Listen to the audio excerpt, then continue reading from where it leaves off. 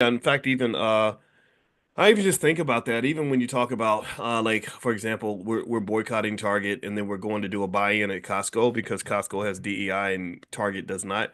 And I just think about that, and that's a power imbalance because I don't really see any large groups of white people getting together and saying, let's go do a buy-in at a black-owned business to show them that we're happy that they hire white people. And let's go to another black-owned business and boycott them because they won't take care of us. They won't support us anymore. They won't give us jobs anymore. I kind of just think that we accept this idea that we're in a subordinated role. And I just don't. I don't accept a subordinated role. I'm not inferior to you. So stop it. Just stop it. Stop it. Stop being a supremacist. So anyway, I hope everybody's doing good. And yeah, I've had a busy day. Ooh, buddy, I was out there and moving and shaking and getting stuff done all day. And so I literally was so exhausted I laid down to take a nap right before class. And Alicia, thank God, if it wasn't for my wife, I wouldn't be here. So here we go, saved again by black women because my wife literally woke me up.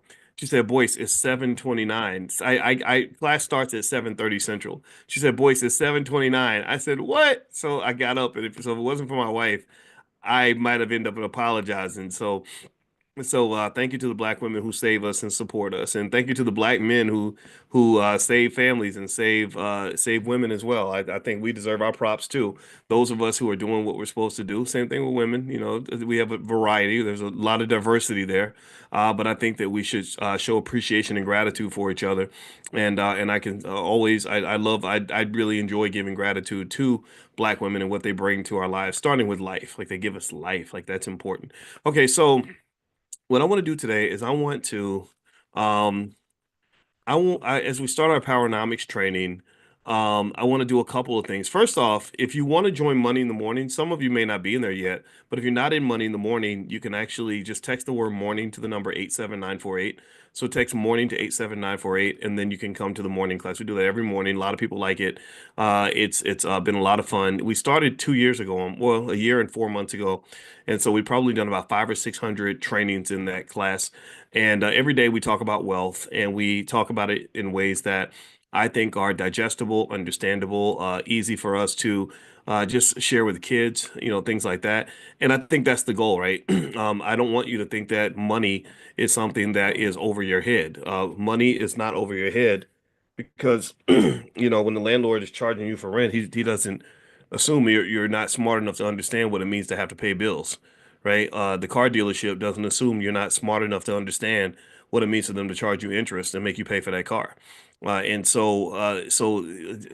of us who think that only certain people should understand money and how money works, that's kind of crazy because all of us have bills to pay. All of us need money. Money flows into everybody's life. Everybody is thinking about wealth on some level. And if you ever want to know what my basic goals are, I had to clarify that for somebody because they wanted to get into politics and religion and I think somebody said he's a hotepper and I know no disrespect. I mean, I'm not making fun of anybody, but I was like, no, I have a very simple message. My message is very basic. I want and give me a yes if you agree with these things. Let's hit a reset on this. Do you agree with me that that we want black people to be mentally and physically healthy? Give me a yes if you want us, our families, our children, each other to be mentally healthy and physically healthy. That means not dying early from preventable causes. That means not run around half crazy and stressed out all the time. Not sort of having these mental health issues that can be easily fixed with a therapist, even without the medication and everything. They always want to give you a pill for everything. I think sometimes you need something different. They want to give you the pill because big pharma is going to get rich off that. Give me a yes if you agree that we want the black community to have better relationships with each other. Better relationships with yourself, better relationships with your spouses, better relationships with your kids. And relationship management is just like business management. There are courses on it, there are books on it, there are experts on it, there are YouTube universities full of content on managing relationships. Why don't we know how to do that? Why haven't we learned that skill? That's going to matter. That skill is going to make a difference. And then the third is, do you agree with me that we believe that financial security is important for Black people, having enough wealth and income? Those are the two things, wealth and income, that tend to kick in that matter the most. Do we agree that that people are better off when you have wealth, financial stability, and you have income, the ability to get the liquidity you need, the money you need to pay bills? Give me a yes. Okay, so we're resetting. It's simple questions. The reason I ask simple questions is because I want to keep it simple. I want to keep it simple. You build the Empire State Building one brick at a time. And then there's like a lot of, other decisions that have to be made, but it's like a series of 10,000 tiny decisions that are made to build an empire, to build a building. So we're building structure here. And this to me is, it's powerful because, I think that my bias is I grew up kind of with a kind of a rugged individualism. My mother told me when I was a baby, I used to be able to play by myself. She would put me in the pen and I would just play by myself for hours. And then when I got 16, 17, I got my grandma. That's the Panther behind me. My grandma Felicia bought me a moped. And when I got this moped, I rode that moped everywhere. I would ride that moped 70 miles. If I had to go somewhere that was 70 miles away, I could get there on a moped, I would get there because I liked knowing I could get there myself, even if I had to drive slow. I liked the fact that I could get on that thing and go when I want to go. I didn't have to wait for a ride. I also liked that when I got tired and I wanted to go home, I could get on my moped and go home. I felt very powerful. You couldn't tell me that I wasn't the king on a damn moped. And I think this is kind of this bias reflects itself in the way we talk about whether it's economics or just getting to the real goal, which is freedom and happiness and all the things that allow you to be a full human being, to exert all the rights that come with being human. It's just, the simple things, and not believing that somebody has a magic pill, or that somebody's political party is going to do it for you, or that somebody's new religion is going to do it for you. No disrespect to the pastors and the politicians and everything else, but there's a lot of complexities they throw in there, and false hope and whatever. And I think that hope is typically false when you're depending on other people to deliver something that I truly believe you can deliver for yourself. I truly believe you can find these things on your own. All those three things I mentioned, being mentally and physically healthy, having better relationships, having wealth and income. These are all three things that are skills, essential skills that you can have, that everyone can have, that everyone should have, and that we can teach our children so that when they're getting 35, 40 years old and they're trying to figure out how to solve a problem, they've got a whole toolbox of solutions they can go to solve that problem. They're not sitting there because I told Constance Carter Monday in the morning, we meet at 10 a.m. Eastern every day. I said, isn't it interesting that like 70, 80% of the stuff we learn in school doesn't even help us get through adulthood? I think that's so illogical. That don't even make no damn sense. That makes no damn sense. Why you spend thousands of hours learning a bunch of crap that ain't gonna help you? And then when you really need to know the real stuff that's really gonna get you through a spot, nobody taught you anything. And so when we get to a stage where we don't know what we need to know and don't have what we need to have, that ain't nobody's fault but ours. It was our decision to be passive and to say, okay, master, educate my baby. I need you to educate my child because I can't do it. I challenge you on that. Massa does not love your children. They don't care about your kids. All right, now with that said, let me hop in and I'm gonna read from my book, The 10 Commandments of Black Economic Power. But before I do that, I want to show y'all this video. That's right. I saw this video and I put it on my Instagram. My Instagram is Dr. Boyce Finance. So if you want to go in there and get shocked every morning with whatever happens to me in my brain that day, feel free to follow me at Dr. Boyce Finance. So I put this video up, and I thought it was a really powerful uh, lesson. Let me just put it up here. Let me show you, and then I'll just explain it. All right, so give me a yes if you can hear this. I'm going to play some audio. Let's make sure everybody can hear it. So here is the video. Okay, stop. Nearly 30 years working as an executive assistant on Wall Street. She doesn't have much to show for it. Tell me about your 401k. Does this answer the question? This is what it was in 2005. 2007, you're down below 2005. Right. Another one went down almost $40,000. One was Right. 88,000, and then it went down to like 50. How old are you? 54 and I live alone. I don't have any children. I've been a career girl all my life. And it's been a great career and I don't deserve this. I'm sorry. Sorry. Until she lost her job, Kathleen Coleman had spent nearly 30 years working as an executive assistant on Wall Street. She doesn't have much to show for it. Tell me about your 401k. Does this answer the question?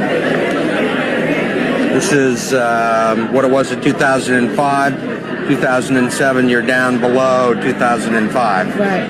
And another one went down almost $40,000. One was Right. 88,000, and then it went down to like 50. How old are you? 54, and I live alone.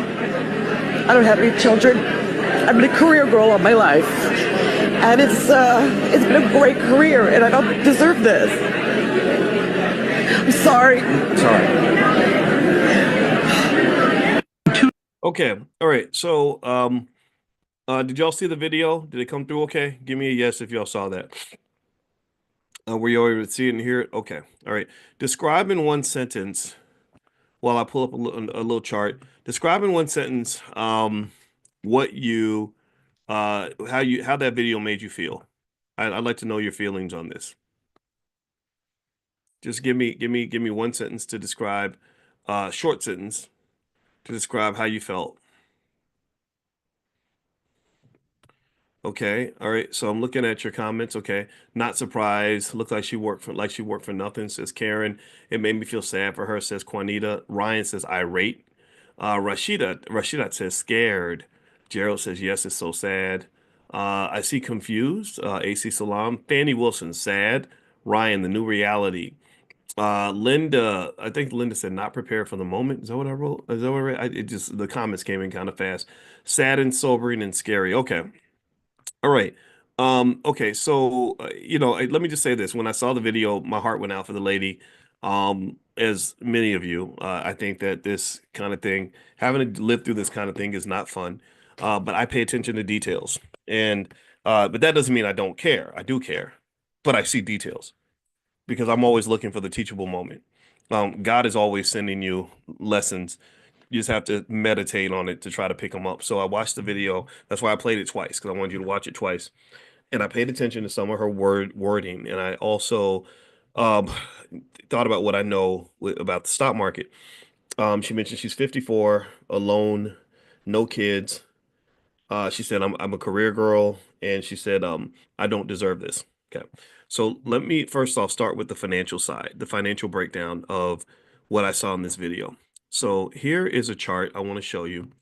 This is the S&P 500, and this is when I believe this is when the video was taken. So here we are, 2024. She probably is down right about here, maybe. I'm guessing around 08, 09, when Obama came into office and everything was crashing.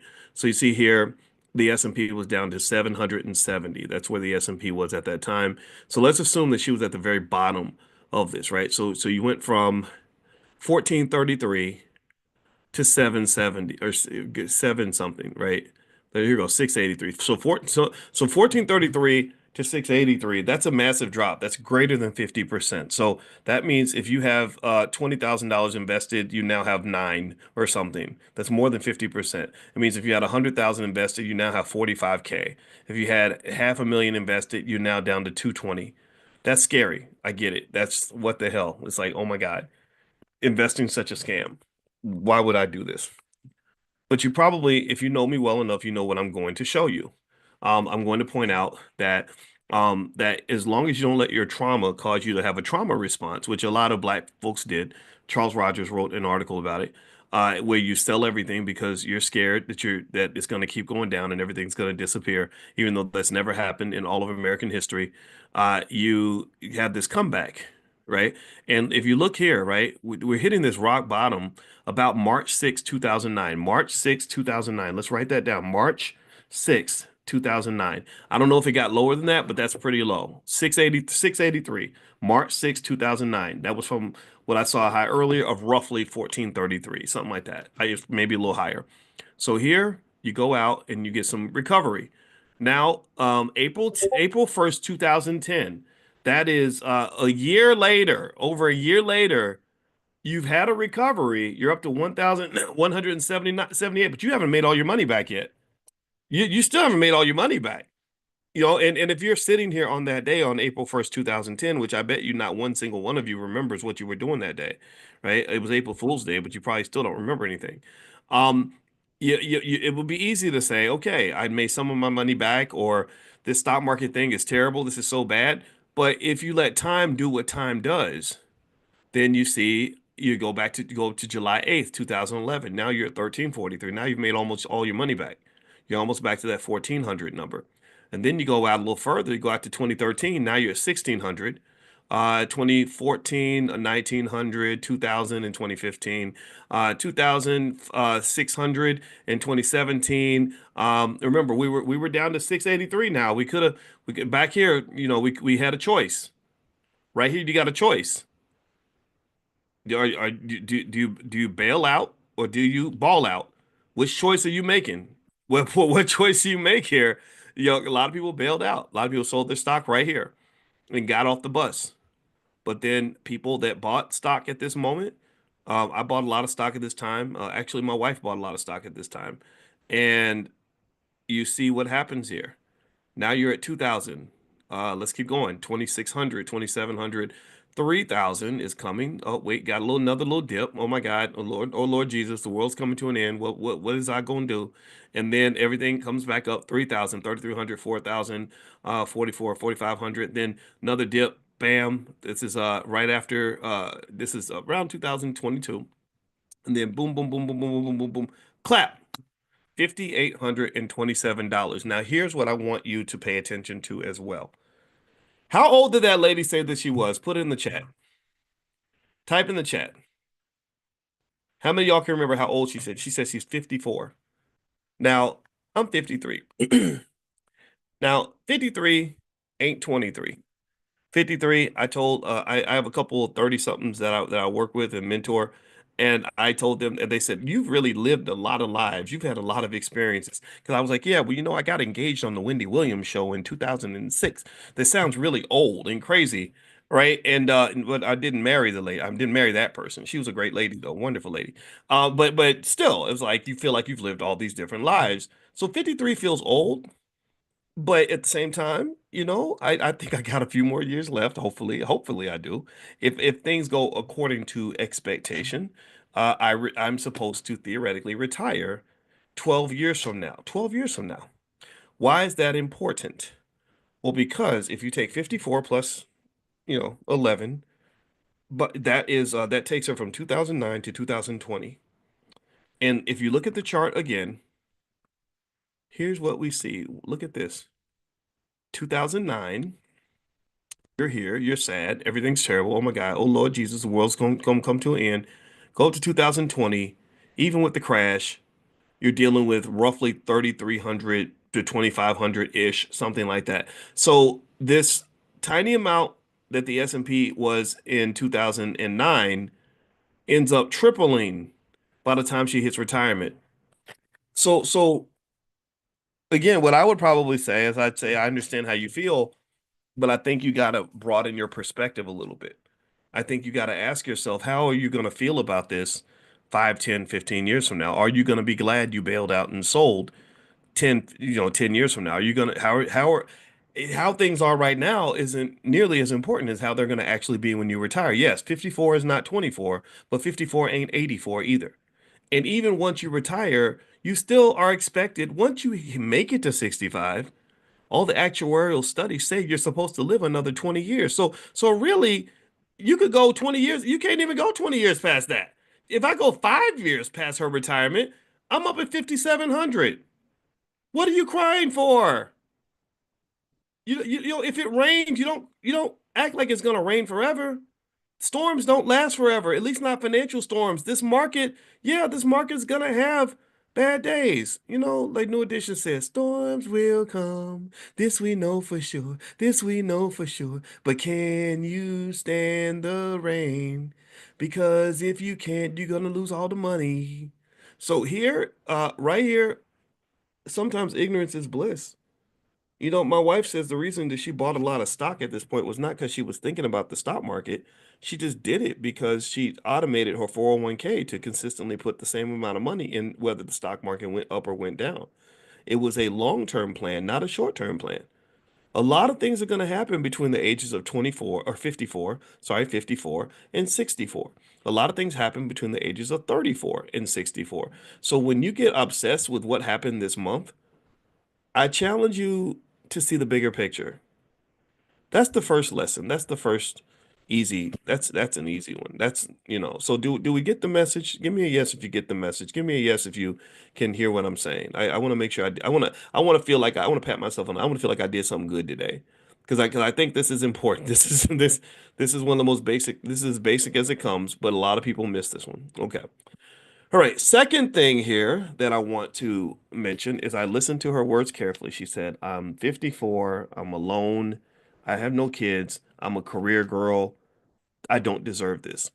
Well, without at risk of sounding like a jerk, and I'm not trying to sound like a jerk, but I heard a saying once that I really actually agree with, and it was kind of hard for me to swallow at the time. And I heard a guy, I think he was a motivational speaker, and he said he was talking about getting what you want out of life. He said life does not give you what you want. Life gives you what you deserve. And I was like, but I don't deserve this. This ain't right. But then I was like, I guess I kind of do. Because if I wanted more out of life, I could probably work a little harder. I could probably have set more goals. I could have been a little more disciplined. I could have made more sacrifices, but I just didn't want to. I could have a better body, but I really wanted that ice cream sundae. But my banana splits are banging. They're just so good. So really, if you believe that philosophy, I would almost say when she says I don't deserve this, I would say, I don't know. Think about this. There's something in psychology they call self-attribution bias. Self-attribution bias is a natural human bias, human tendency to take credit for the good things that happen in our lives. But then when something bad happens, we like to push it off on somebody else. Like, so if I go out and make $1 million, or I go and I'm looking good because I was at the gym, or I go and do something great in my career, it's like, look at me, look at how great I am, look at the great work I did. I did this. This was black boy magic, black girl magic, right? We did this, right? But then when something bad happens, it's like, oh, there's always somebody that's giving you a scapegoat, somebody to blame. For us, we typically, it's convenient. The white man's a very convenient person to blame for everything that goes wrong in our lives. Even not even the stuff that he's like, I didn't even do that. I didn't tell you to not learn how to read. But we're like, yeah, the white man, he don't want us reading. He took our books. He slapped the book out of my hand, right? So self-attribution bias means that we tend to, when bad things happen, we tend to say, okay, it was somebody else's fault. Like when your favorite team wins, people say we won. And listen to people when they do it. When their team wins, they say we won, but when their team loses, they'll say, "Oh, they lost." Because you're disconnecting yourself from the losing part of things. And that's kind of hard to do, right? So with that said, um, I thought about that, and I think I dared to disagree with that. In fact, I think even self-love starts with owning everything, right? I think you're better off owning everything in your life, whether it's something you can completely control or not control, because actually the inability to control your own outcomes is a recipe for depression.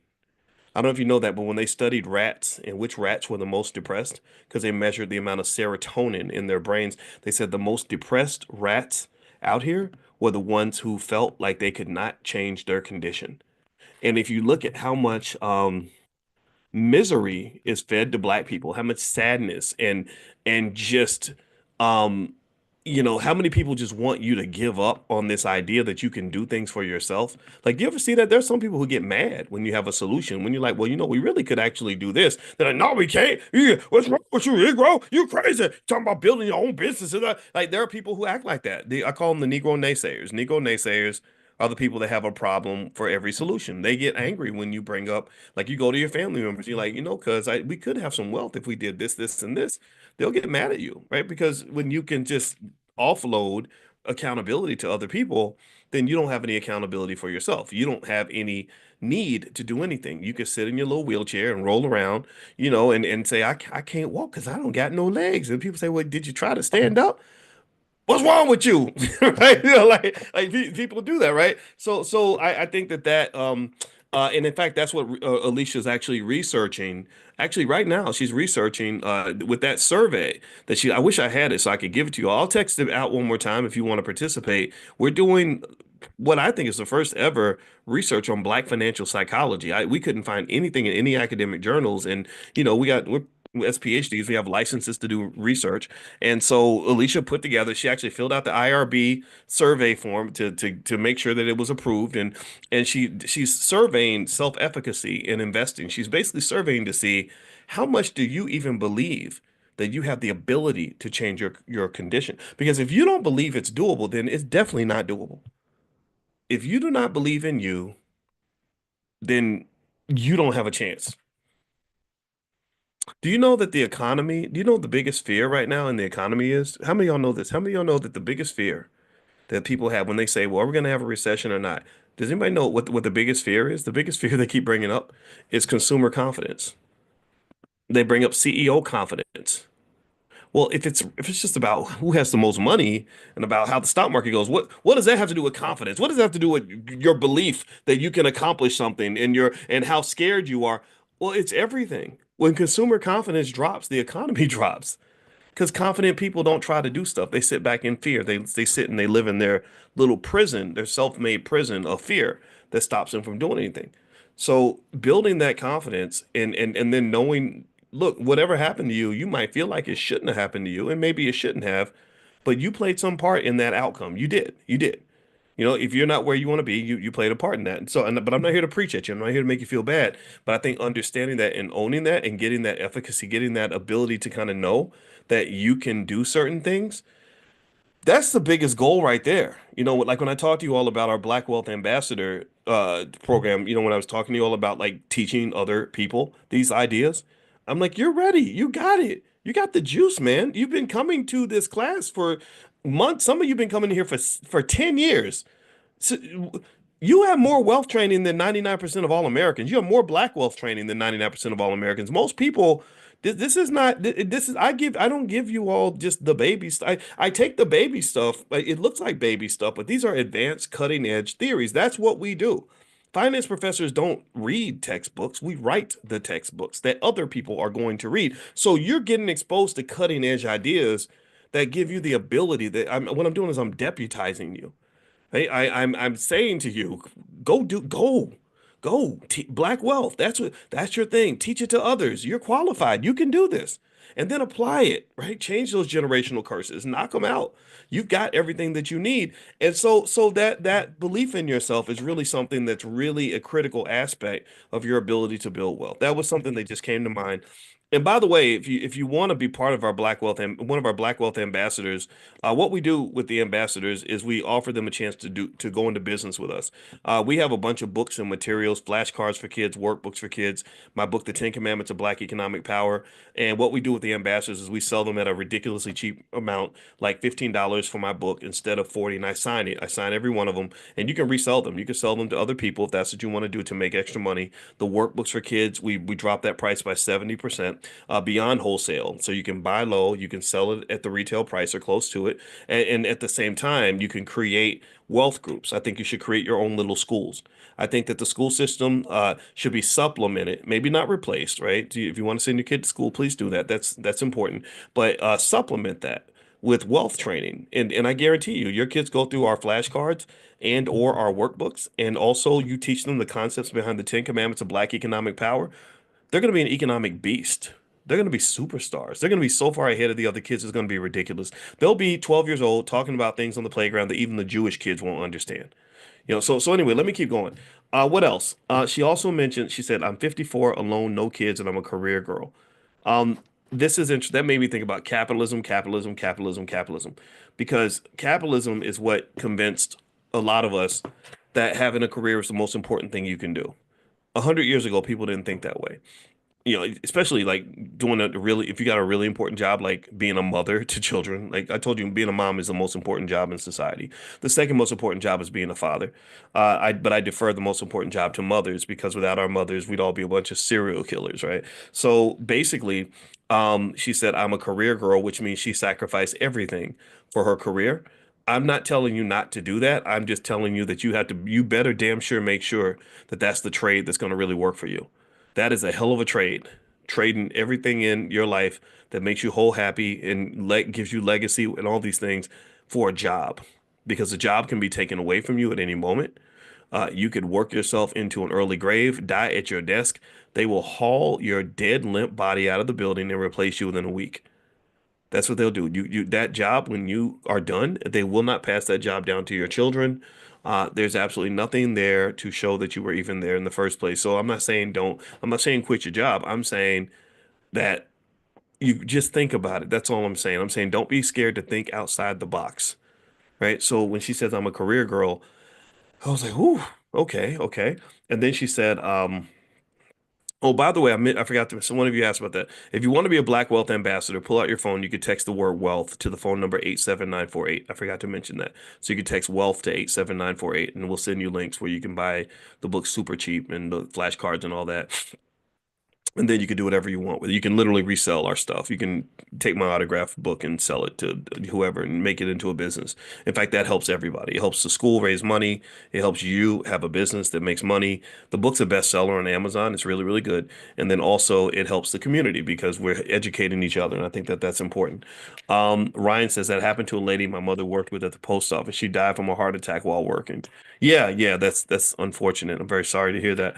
Okay, so here's a couple more things she mentioned that got my attention. She said, I'm alone with no kids. Those are two separate things. So alone meaning I don't have a partner to help. And remember, partnerships help you pay bills. So I'm not saying that you're a loser if you're alone. I'm not saying that at all. We sometimes we're alone for different reasons, right? But I am going to say that one investment strategy that I've found to be quite valuable is spending time learning how to pick the right person to partner with and making sure that that partnership maintains itself. There are thousands of books written on how to get along with your spouse. There's thousands of books and research papers written on the humility required to be the head of a household. I know, for example, in this house every day, I have to be diplomatic. I've got to know how to handle situations. If my wife is having a rough day and she's moody, I got to learn how to respond to that in an emotionally balanced way so that we can preserve the relationship. If you want to know that, if you wanted for full transparency, we lean a lot on our friendship. A lot of people overlook that. They overlooked the value of being friends with somebody before you date them and marry them. Everybody's just, trying to date somebody because he's 6 feet tall because she got a nice booty. And I don't, and that don't, the booty, the all that don't last.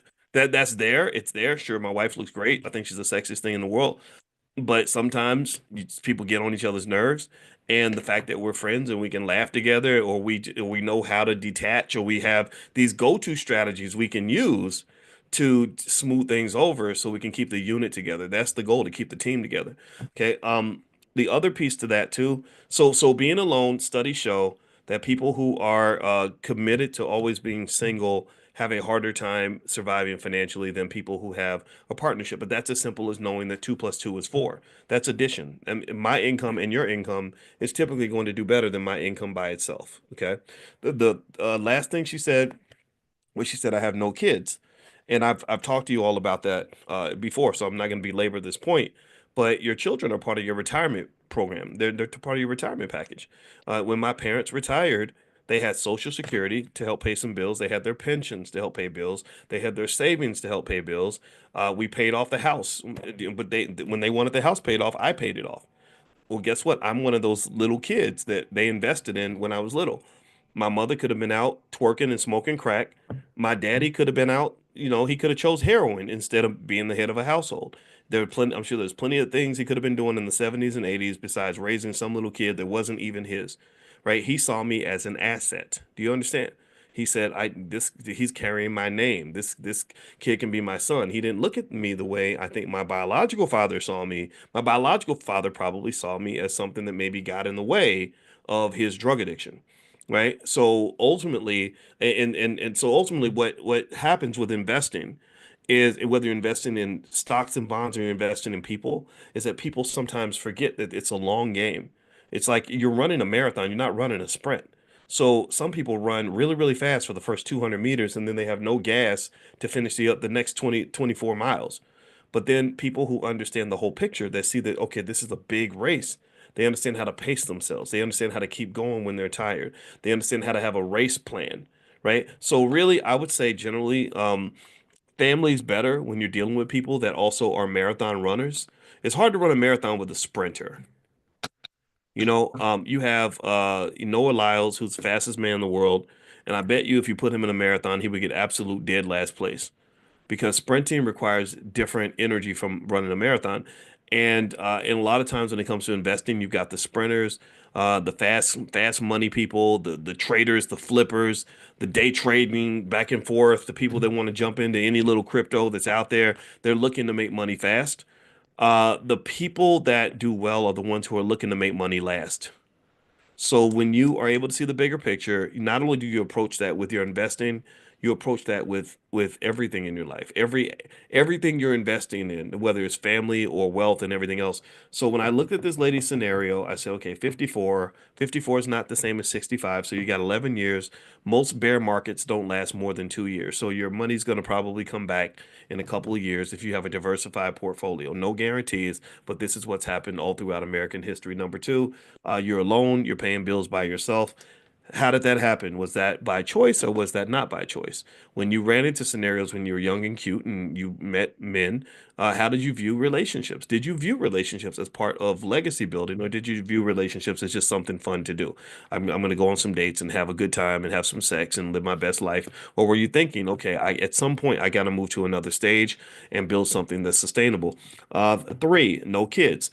In America, you're trained to look at kids as a nuisance. That's why Planned Parenthood is everywhere, just offering you opportunities to make your little problem go away. No disrespect if you have. I'm just saying this is what I see.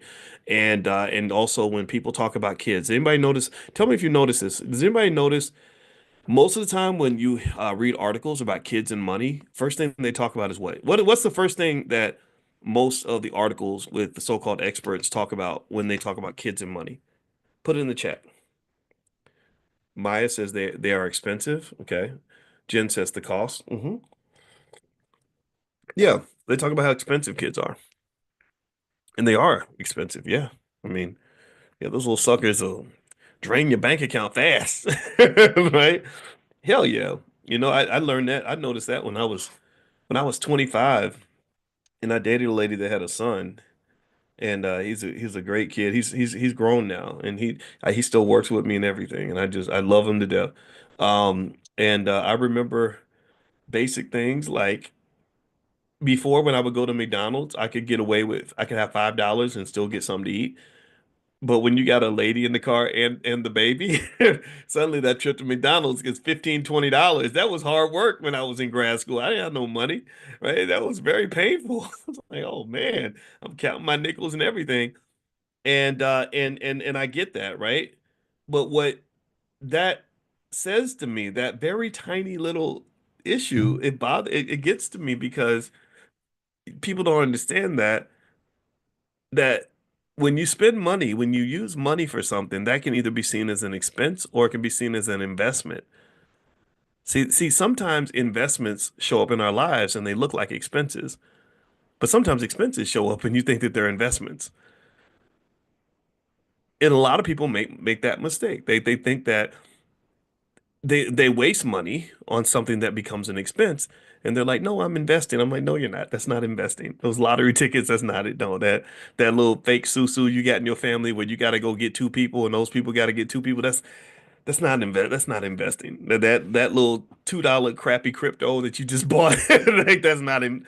No, that's not investing. That day trade. No, I'm sorry. That's not investing. But then there are times where an investment shows up, but you think it's an expense. So you don't wanna do it. And let's go outside of money, right? You might think that going to the gym is hard because it's a waste of time and you have other things to do. But that's an investment because if you go to that gym every day when you're in your 40s and 50s, that probably is going to mean something when you have health ailments when you're in your 60s and 70s. Me spending time with my wife may seem like an expense. Oh Lord, she wants to talk again. She wants to go on date nights. I got stuff to do. That's expensive for my time, but that's an investment. the more time I put into maintaining that relationship with that woman, the better my life is. The more I'm able to secure and maintain and keep stability in my household. Okay. Um, Same thing is true with money or kids. Let's go to kids. Kids when they're little, all they eat food and they're expensive and they require lots of time and energy and stress. They stress you out. They make you want to kill them at least once a week, and I get that. But then they grow up, and the internet's full of people who forget that kids don't grow up, or they forget that kids are going to grow up eventually. So they grow up and they start analyzing things. They start reflecting to you how much of an investment you put into them, right? They start mirroring the behavior that they learned from you growing up or didn't learn from you. And so then when you're tired and you're struggling and you're having a hard time and you're 70 years old, whether or not they're showing up for you is going to be a direct reflection of how much love you poured into them when they were little, small, and vulnerable. That's when you start seeing the ROI on the investment. And so when my mother was in her last, her last days and taking her last breaths, and she was surrounded by her kids, that was because when we were little, she didn't walk away from us. She was there for us, so we were there for her. And also my father was right there next to her too, right? So she did not have to die alone, because she'd made investments her whole life. She didn't even see herself as an investor, but she was investing, and she was investing in the things that matter the most, which is time, energy, and love. But that converts into money because there's nothing that my mother couldn't ask for that I wouldn't go get. Okay. So, so remember, you got a portfolio that's bigger than just the stocks and bonds that you own. Your portfolio is God's portfolio. Your wealth is the wealth that God gave you. And what happens is, and I'm talking about your kids, I'm talking about your relationships, I'm talking about the that man or that woman in your life, that person that is going to be as loyal to them as you are, in return or whatever it is, right? We all have different situations, but when I think about investing, I'm thinking about all these things. I'm not just thinking about the money. Because see, remember this about America. Don't forget this. America is the richest country on earth on a per capita basis. But relative to most industrialized countries, we are the least happy. Americans are the least happy people among industrialized countries, but they have the most money. So if you got a bunch of money and you're miserable, that's not working for you. You didn't invest properly. What happened was you invested in one thing. You're like that guy that goes to the gym and he wants to look good for the girls, so all he does is work on his arms, but then he's got those real skinny legs, right? And that's what you are. You're off balance. You're off balance. The person that I don't want to just be the guy with a pocket full of money. I want to be a guy that has a very wealthy life.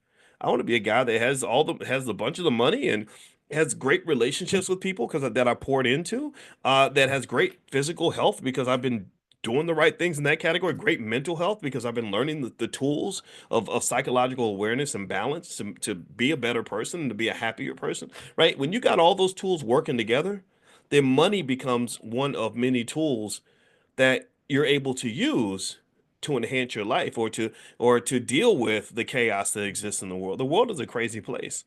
The world is nuts. We got probably the most ghetto White House that we've ever had. We've got all kinds of chaos happening in our community.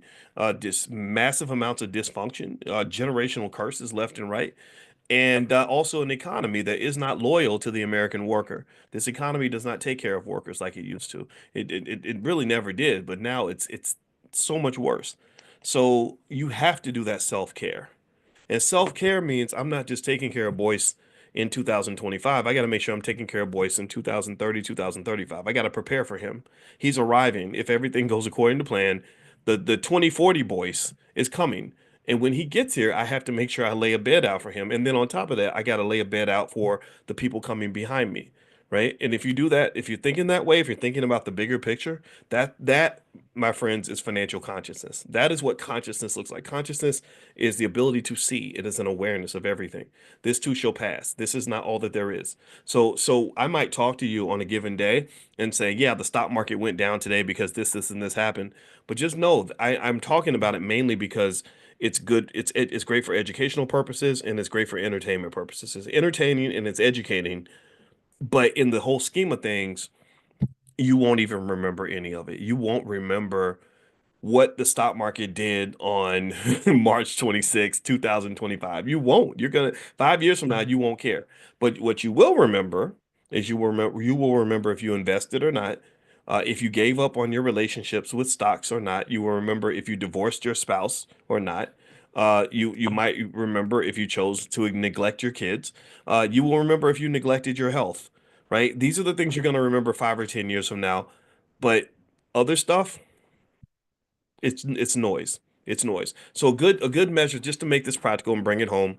One exercise I would encourage you to consider is when you're in a situation that stresses you out or something that's hard, whether you're talking about something with money, the stock market stressed you out. That's a relationship. You have a relationship with money. You have a relationship with your investments. So the stock market's stressing you out. Ask yourself, how am I going to feel about this in 5 years? Am I going to even remember this day?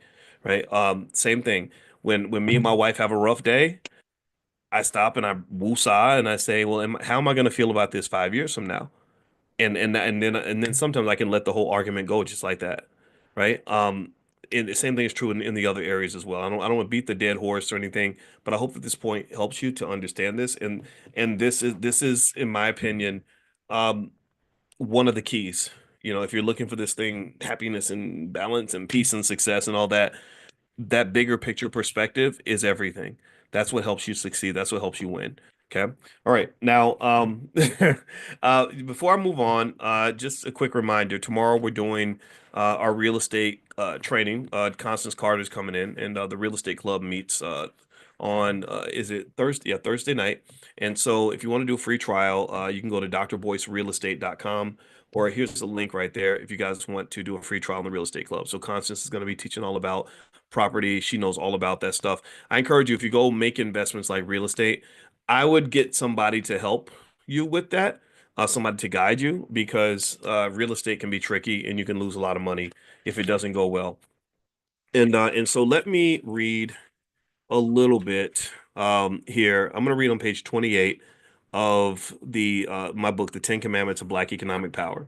And if you want to get the discounted books, you can go to tencommandments.boycewatkins.com if you want a copy. So on page 28, it says, by being economically conscious of how we support Black-owned businesses, we were talking about Black-owned businesses. So check this out. Okay. It says, by being economically conscious of how we support Black-owned businesses, we can create an environment where businesses succeed, jobs are created, and prosperity is abundant. This is how we build a better future for our children. We should own the hair care industry, music and sports. We should have our own leagues. There are several industries that Black people pour billions of dollars into that are owned and controlled by other people. Hip hop music was started in the South Bronx, but eventually became a multi-trillion dollar industry that has been weaponized to ruin Black communities. I was talking to somebody about that today. It's a shame. Did anybody see this? I saw a video. You know that group 3 6 Mafia? Y'all remember 3 6 Mafia?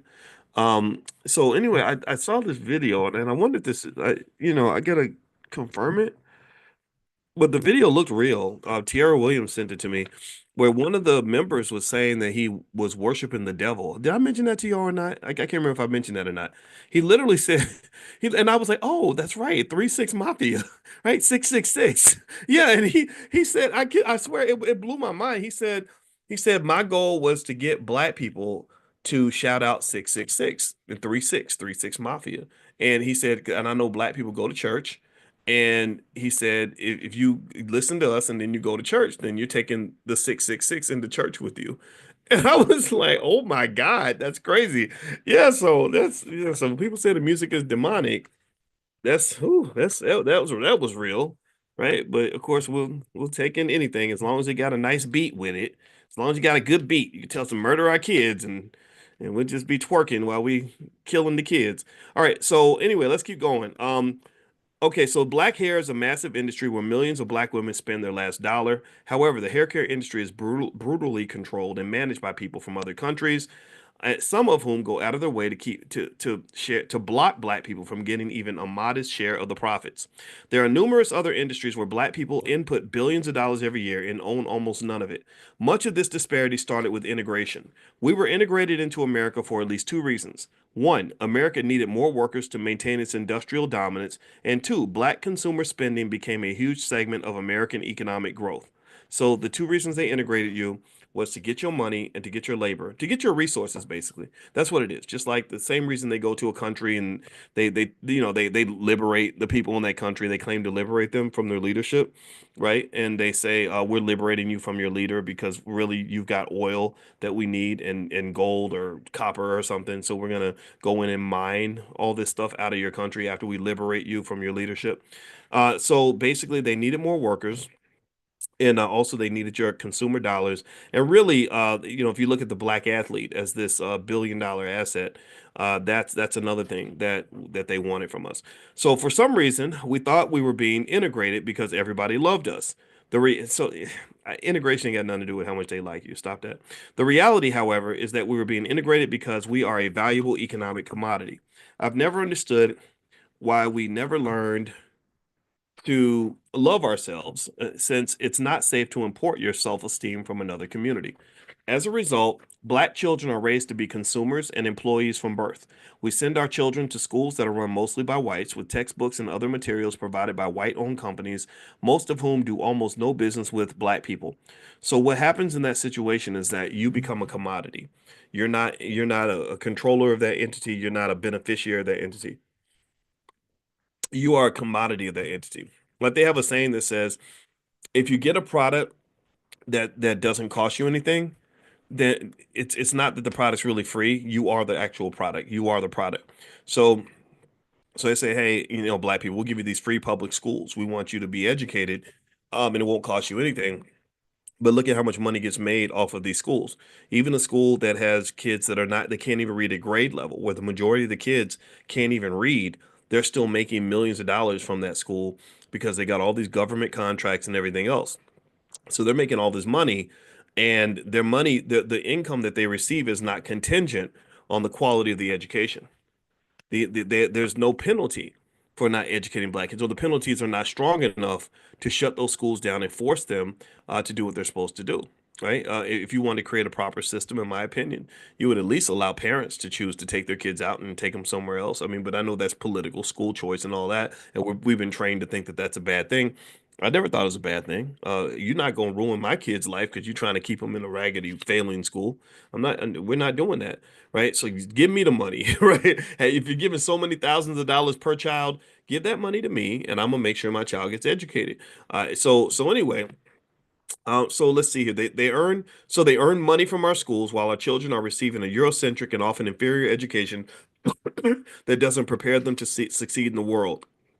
All the while, Black families consume products marketed on mass media airways that are owned and controlled by whites, leading us to purchase often unhealthy consumer products which are also produced by whites. After our children finish high school, they are sent by their families to a typically white run university that puts them so deep in debt that they are expected to die in financial servitude.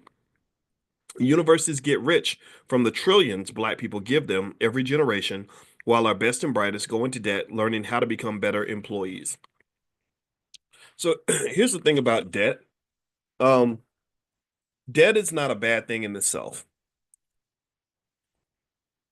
Debt is not the devil. Um, Debt can really work for you, but you got to be smart about it. Debt is supposed to at least do one thing for you. Debt is okay if it gives you a reasonable probability to make more money than you actually owe. Right? So if I go $1 million in debt and I create a business that makes me $500,000 a year, that's a great move. Right? But if I go in debt and I'm repaying for a product that was overpriced in the first place, that debt really only serves to create what is called asset inflation. So if I go to university and they say, tuition here and room and board is $80,000 a year. So to go here for 4 years, it's going to cost you $320,000.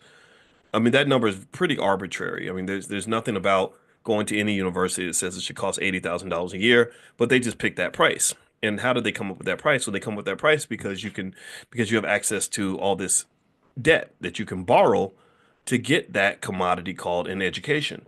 Now, education itself is fine. There's nothing wrong with education, but the problem is that the presence of debt actually puts you in a situation where, number one, you're going to owe far more than you should, and then number two, The sinister aspect of that debt comes from the fact that you're only allowed to borrow money for one purpose, right? So let's say that I go to the university and I say, okay, it's 80,000 a year for 4 years. I got to borrow $320,000. What do I have to do? And they say, well, just sign this piece of paper. We'll give you the money. So what if I went in there and I said, well, instead of borrowing $80,000 a year for your degree, will you loan me 40,000 a year to get my business off the ground? Right? Because that's I'd rather run a business. I'd rather do that than, just get this degree. What do you think they're going to say? You think they're going to say, sure, you're saving us money. We only have to loan you half the money. So that's a good deal for us. You think they're going to do that? What do you think? No, they're not going to do that. Why won't they do that? I mean, it's cheaper for you, right? Now it's only going to cost you 160K. Before we were talking about 320. You're going to have to give me 320.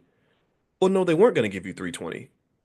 They weren't going to give you $320,000 worth of cash.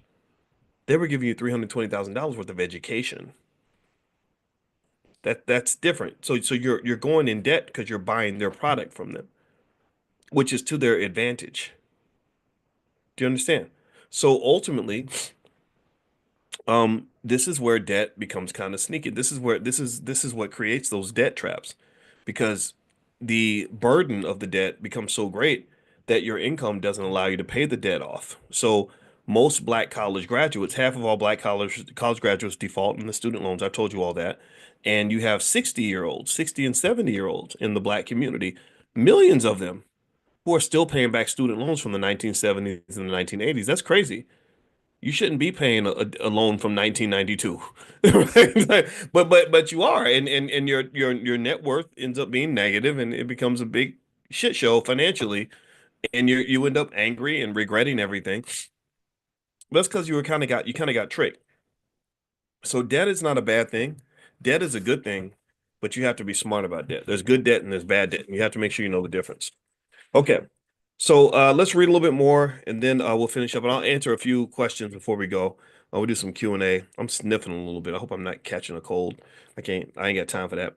All right, so let's see here.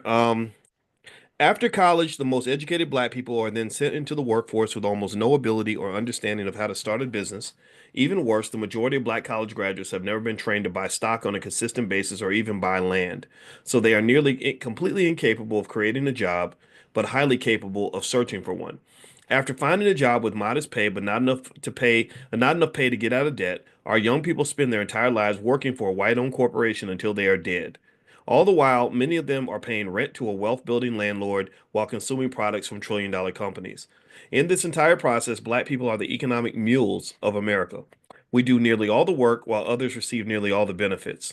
The landlord becomes wealthy from the rent we pay because we never infused the cultural values necessary to become landowners. The Jewish community does this, by the way. They're really big on telling their kids, don't work for other people and make sure you own property. Don't be a renter for life. Don't be an employee for life. Did y'all know that? Yeah, how many of y'all know that? This is there's one guy, one of my people that work for me told me that there was a podcast by a Jewish guy, and he said yes, we teach our children to not work for people and to own property, so and to only do business with their own. Just in case you want to know the secrets, they're just so sneaky, those sneaky people, right? But that's not sneaky because there's nothing complicated about that. There's nothing complicated about saying, hey, work for yourself. Take care of yourself first, right? J1, they're J1, we're B1.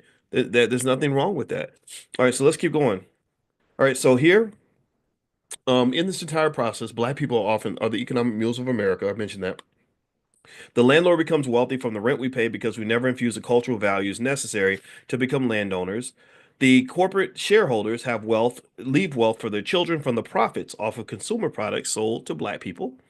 The corporation also gets rich from the labor being provided by black people, who were taught that the best way to economic success is to find a job. So between renting, consuming, and working every day, which a lot of people do, they buy stuff, they pay rent, and they go to work every day. That's how wealth is being transferred, and it's a multi-trillion-dollar thing. And it starts with culture. It starts with what are you being taught when you're little in terms of how to make money. The first time a 6-year-old says, "How do I get money?" How do we answer that question? We have to answer that question in a more diverse way, because if you just say you get a job and you get you an apartment, or whatever, and then you go buy you something nice at the mall, then you're pretty much feeding them into the economic system. You're making them into a commodity, which leads to tremendous amounts of economic suffering. Just look around you. Let's be clear. There's nothing humiliating about having a job, going to college, or buying consumer products. The problem is that the job should not be your only source of income or ownership. You should have multiple sources of income. When you own nothing and work for an owner, you are effectively a piece of property to be used in any way that the owner sees fit. That's why people go to work and have to ask for permission to use the bathroom. College is fine as long as it doesn't lead to a lifetime of debt. Also, I don't care what the student learns in college as long as they also learn the fundamentals of building wealth, starting businesses, and owning assets. It's downright criminal that many of our HBCUs will brag about how many black students they've sent to become employees for white-owned corporations. This is not just counterproductive, but it's also insane. The bottom line is that black youth must be taught to own and control assets. This is the most important thing any young black person can learn, and there is nothing that's ever been taught on a big white college campus that is more important than the ability to own a means of production, to give yourself access to freedom in a capitalist society. So there we go. There you have it. Just what we talked about today. If a kid learned just what we talked about today, their odds of being financially secure in adulthood are going to be probably about 70% higher than the average child. Just what we did today. Just what we did today. Even if I never see you again and you had your 14-year-old, 12-year-old go through this and they internalize these messages, just what I said, that changes everything for them. That changes absolutely everything. So let's not feed intergenerational suffering. Let's feed intergenerational prosperity. That is how we succeed. That's how we win. And speaking of when, I saw one of you were asking. We do have a mastermind, actually. By the way, I don't know if there's. I know Chanel's talking to a lot of people right now about wanting to join. But if you want to join the mastermind, I don't know if Amani. I don't know if you have the link for people to apply to the mastermind, but you can do that. Also, the coin program. We're going to do a new coin. Coin stands for Certified Options Income Network. And if you want to join Coin, it's 12 straight weeks of stock options training. You can go to drboycecoin.com. That's drboycecoin.com. Okay. All right. So here, let me answer a few of your questions and then we'll bounce on out. Okay. So let's see here. Um, all right. If you could make it like one sentence, that would really help. Are there book recommendations that really hone in on understanding the skills to invest in the stock market? I don't have any books in mind right now. I know that we do stock market stuff in the drboystockmarket.com. But ultimately, I got to think about that because I just kind of know stuff, so I don't. I mean, ugh. Yeah, I mean, there's tons out there though. I'm sure you can look on Amazon and find stock market books. Um, yeah, and really, yeah. There's stuff we have in the Black Business School, and also there are books all over Amazon. I just can't say I can name them all because I just kind of know it, and we talk about it, and that's kind of what it is. But I know that I put together like a method on how to pick your stocks, or a method I go through. It's an 11-step process. We call it the Dr. Boyce method. So actually, if you go to thedrboycemethod.com, you can take a look at that. Thedrboycemethod.com. Christian, when the market is up, do you buy extra puts on any in all stocks? I buy extra puts on the stocks that I use for stock options income. I don't buy puts on everything. I buy puts on the stocks that I'm using to make money from. And those are certain stocks. Those are like my sprinters in my portfolio, the ones that are designed just to get income. But then I have stocks that are for long-term growth, and I buy more shares. When the stock market goes down, I just buy more stuff. When it goes up, I might sell a little bit or spread the money out. But I don't buy puts on everything. So puts are designed to protect your portfolio. If the stock goes down, the puts go up in price, and that helps them. Okay, so what I'm going to do is go ahead and take off for the night. I hope this was a beneficial conversation for you, and also we do we do Powernomics every single Wednesday night at 8:30 p.m. And let's see, would your business create a game for families similar to Cash Flow 101 and 102 by Robert Kiyosaki? I don't know. We can look into that. We can look into that. So let me, Diane, that's a good idea. Maybe I can talk to my team and see what we can come up with. We do have the Black Investors Cup that we did last fall, and so we got to do another Black Investors Cup, Amani. So let me know when we're ready to get started. That was a lot of fun.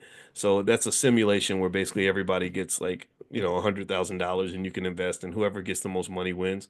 Um, Let's see. Floyd says, Dr. Boyce, have you ever taken a margin loan against your stock portfolios? Yep. Margin is great because margin is access to capital. Access to capital will help you build wealth. That's how if you took away Elon Musk's access to capital, he would not be nearly as wealthy as he is right now. So ultimately, that's really a really important part of finance and investing, things like that. So for those that are not inside the Zoom, so I can't see all your comments. But if you want to get invited into the private Zoom, we meet for Money in the morning every single morning. So you can text the word morning to the number 87948. So text morning to 87948. And Diane says, thanks for our Shiloh for our Shiloh Youth Church Ministries. We're using your cash card now. Good, good. All right, good. Shout out to Shiloh Youth Ministries. Yeah, you know what? What I want to do is I might text you all a link one day, and I want to hear your stories. I want to hear what you're doing in your family, in your communities, because I know some of you are doing really great things. I know like Jen, I know Jen's out in California educating half the black community and just killing it. And a lot of you are homeschooling, a lot of you are starting.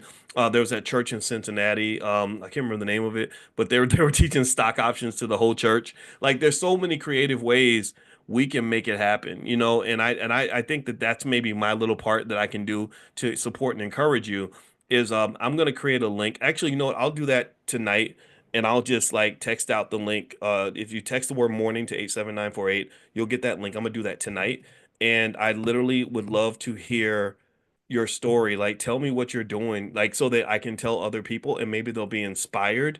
Um, they'll be inspired by whatever you're doing, and they'll copy it. So yeah, that's what we're gonna. Because I want us to do this. I want us to seize the moment. Like now is fleeting. Like now is always something. It's like an apple that you only have a couple of days to eat, and if you don't eat it, it rots, and you have to throw it in the trash, and you got to get another apple. So I don't want to run out of nows. You understand? Like I don't want to run out of moments. This moment is ours. The present is ours. This year, this moment, this time is ours. We got to seize the moment to the fullest because one day we're going to run out of moments. One day you're going to show up to the Zoom and I won't be here. Yeah, you never know. I might drop dead tomorrow. I don't know what's going to happen. So I want us every day to seize the day. You got to seize the day. You must seize the day, right? And stop acting like you're never going to run out of moments. You will. You will. My mama left 2 months ago, right? So seize the moment. Those kids are not going to be babies for long. Educate them now. Get started now. Do it today. Never wait till later to do something you should be doing right now, okay? And never let anybody make you so afraid of taking control of your own destiny that you believe you can't do it. You can do this, okay? All right. So Mark says no death talk, please. No, I'm going to talk about death. You know why I talk about death? Because I'm going to live forever. I'm never going to die. Just like my grandmother never died. She's right behind me. My mother never died, right? I'm never going to die. Right? That's why I talk about death because I'm never going to die. What does that mean? That means that I'm legacy planning. That means I'm institutionalizing things. That means I'm making preparations. There ain't no GoFundMe is going to happen in my funeral because we're going to be ready. Everything's going to be set. I've created the board for the Black Business School. I've put the Black Business School in my estate plan. I've put together the 200, 300-year plan for the school. I got all that in place. So no, I ain't dying. I might physically disappear, but this spirit is all this what that we have here, the spirit of the B1 spirit, it cannot be killed. It cannot die. So that's so I talk about death because death does not scare me at all. It's living for nothing and wasting life and wasting time. That's what scares me. So that's why I'm passionate about this. So do it now, do it now, do it now, do it now. Okay. All right. So have a good night, everybody. God bless you. I'll send that link out. I'll send it out in the next 15 minutes. It only takes me a second. So I want to hear your story. So if you got a story, please share it so I can share it with others. And I'll spotlight you. So make sure you mention like who you are, where you live, and all that, so I can let people know like what